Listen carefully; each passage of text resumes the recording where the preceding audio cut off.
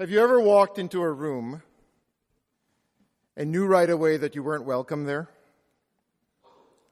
I mean, as soon as you walk in, people may not be necessarily hostile, but they're definitely not friendly. That was day one of my recent trip to Southeast Asia. As most of you know, I was away for 2 weeks in October doing a project with refugees in southeastern Myanmar, formerly known as Burma. And in case some of our newer folks are wondering what connection or qualification some random priest in La Jolla has to all of this, I worked for 3 years prior to coming to Newman as the education coordinator for the Jesuit Refugee Service. I oversaw schools and education projects in 26 countries. One of those countries was Thailand, where JRS works in refugee camps in Mae Hong Son province. Refugees from Myanmar, during the many years of civil unrest, crossed the border into Thailand and settled in 2 big refugee camps. And I was involved with setting up some education projects there, most especially helping to align their curriculum and to train people in English. Since the ceasefire in Myanmar a couple years ago, some refugees have been returning to Kayah State and resettling there. JRS has started projects in Kayah State to work with returnees, and these were the projects that I was asked to evaluate. Now, the southern half of Kayah State is still controlled by an armed militia, and there's virtually no government presence there. And so it was with the leaders of this armed militia that I was supposed to meet on day one.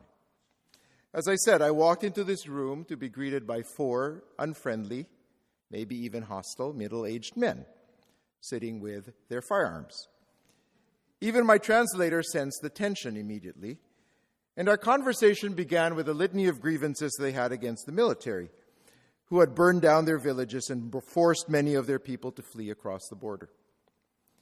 As the conversation progressed, the oldest of the men, and the one who hadn't said a word since I arrived, suddenly smiled and started speaking very rapidly to the others.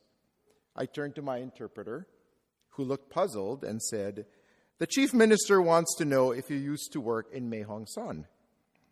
"Yes," I said, "I worked there when I was still with the Jesuit Refugee Service." "Ah," he said, "that's why the chief recognizes you. He's been trying to place you but didn't recognize you because of the beard. And because you've gained some weight. But you were the one who set up their learning center and advocated for post-secondary training programs." I said, "Yes, I did." And all of a sudden, the 4 stone faces broke into smiles. Tea was brought out, and I was given full access to this armed group's plan for the education of returning refugees. Something I had done years ago, simply as part of my job, had opened these doors for me to evaluate this project. And what a project it was. The local Catholic diocese has about 100 volunteers, all women, ages 18 to 23, maybe with an 8th grade education at most. JRS had trained them in early childhood education, how to teach young kids. And these women, with the support of the Jesuit Refugee Service, then took a 5-hour bus ride from the state capital in the southern region where we were. And then from that town where they were dropped off, they had a 2-day walk into the mountains to set up local community nursery schools for returning refugees. Now think about that. Think about the dedication and sacrifice that these young women were making. To go into one of the most remote areas of the world, into the jungle really, to teach little kids in the hope of giving them an opportunity for a better life. I was very happy to endorse the program, offer a couple of suggestions to align their training protocols, but for the most part, my recommendation was to leave a good thing alone and to keep doing what they were doing. I was able to interview some of the volunteers, all of whom are Catholic, by the way, and when I asked them why they were doing this, almost everyone said they were doing this because it was something that God had called them to do. Some of them had been taught by volunteers years ago and wanted to give back. Some had grown up in the refugee camps and wanted to help improve the lives of those who had returned. One very shyly came over and introduced herself and asked if I recognized her as the one who gave me a tour of the camp 3 years earlier. Of course, I nodded and pretended I did. This was something that God had called them to do. What did that mean, I wondered? Sister Martina, the director of the program, said, this is the way that we can show how much we love God. We have to help rebuild our country, and that will never happen unless the ethnic minorities find a place in society. And that's how these poor people, affected by years of strife and conflict, who constantly live with violence, have decided to put their love into action. And so I kept thinking about what Sister Martina said. What does loving the Lord mean?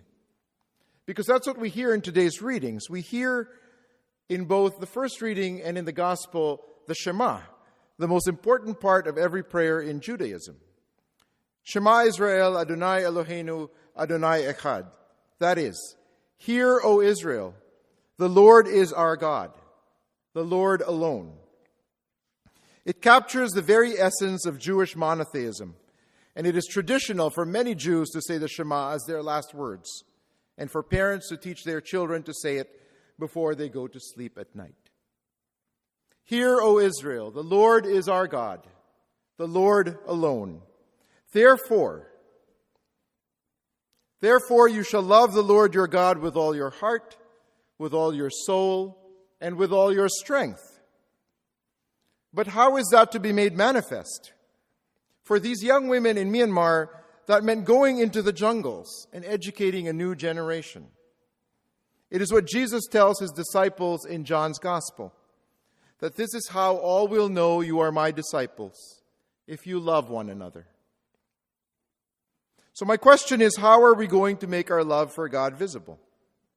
How are we going to love God with all our heart, with all our soul, with all our strength? How is it that we are going to love one another? In this world that could use a lot more of it, how is it that we are going to love one another?